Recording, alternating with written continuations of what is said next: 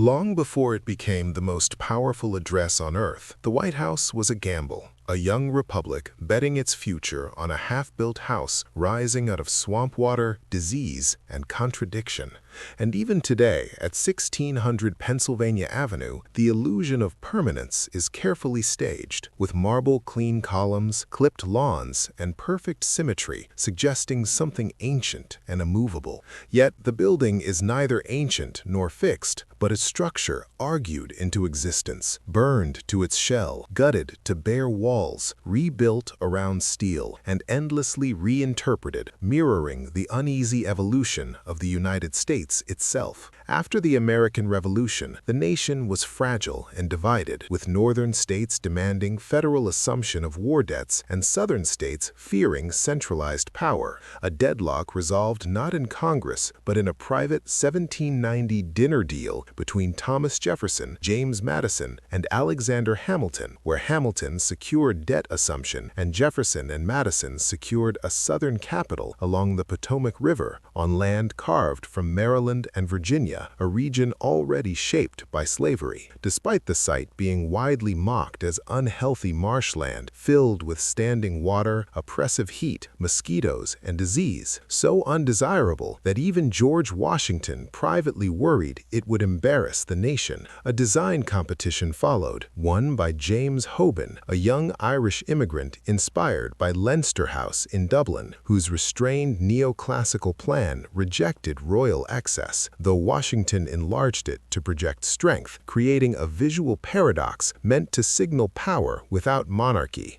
And when construction began in 1792 using Aquia Creek sandstone, the workforce reflected the reality of the region, with enslaved African Americans hired out by their enslavers to quarry stone, cut timber, fire bricks, and raise walls alongside free black laborers, immigrants, and poor white craftsmen. Their wages recorded in payrolls but paid to their owners, meaning the building meant to symbolize liberty was constructed by people legally denied it. By 1800, the White House stood unfinished when John Adams moved in, finding cold rooms, incomplete staircases, and a city that barely existed, with Pennsylvania Avenue a muddy track, while Abigail Adams hung laundry in the vast unfinished East Room and wrote of isolation and discomfort before Adams lost re-election, leaving the house almost as soon as he arrived. Thomas Jefferson reshaped it next, softening its severity with colonnades, gardens, books, and art, opening it to the public so citizens could walk in freely, even as enslaved people worked invisibly behind the scenes, cooking, cleaning, and maintaining the estate, turning the White House into a place where liberty was performed and denied at the same time. That contradiction was violently interrupted in 1814 during the War of 1812, when British troops marched into an abandoned Washington, reportedly ate the dinner prepared for President James Madison inside the president's house, then set it ablaze, collapsing the roof and gutting the interior until only stone walls remained, saved from total destruction by a violent storm, humiliating the nation but prompting an immediate decision to rebuild. James Hoban returned once more. Smoke-blackened stone was coated in white paint to protect it. The color endured, and although the name White House had been informal for years, it gradually became permanent, even as the scars of fire were hidden beneath plaster and paint. Throughout the 19th century, the building struggled to keep pace with a growing presidency as indoor plumbing arrived slowly, gaslight replaced candles, and then gave way to early electricity so unfamiliar that presidents feared the switches, while each administration altered walls and staircases independently until the house became overcrowded and structurally unstable. By 1948, engineers warned President Harry Truman that the White House was close to collapse, with sagging floors, cracked beams, and even a piano crashing through a ceiling, forcing the Trumans to move out while the interior was completely demolished between 1948 1949 and 1952, leaving only exterior walls as a modern steel skeleton. New floors, wiring, plumbing, and air conditioning transformed it into a mid-20th century structure disguised as an 18th century one. Afterward, the White House became a global stage, with television broadcasting state dinners and addresses, and crises from the Cuban Missile Crisis to Watergate unfolding within its walls, expanding its symbolism from raw power to accountability, while for most of its existence it avoided acknowledging the enslaved people who built and maintained it, a silence that finally cracked in the late 20th century as historians uncovered payroll records, descendants spoke out, and permanent exhibits began naming those laborers for the first time. Today, beneath its lawns lie bunkers and command centers, and above ground, tourists walk through rooms shaped by fire, steel, compromise, and courage, making the White House not a monument to perfection, but a house built by enslaved hands, burned by foreign troops, saved by steel, and still standing because it was never finished, representing not who America was meant to be, but what it has been willing to confront and what it is still struggling to become.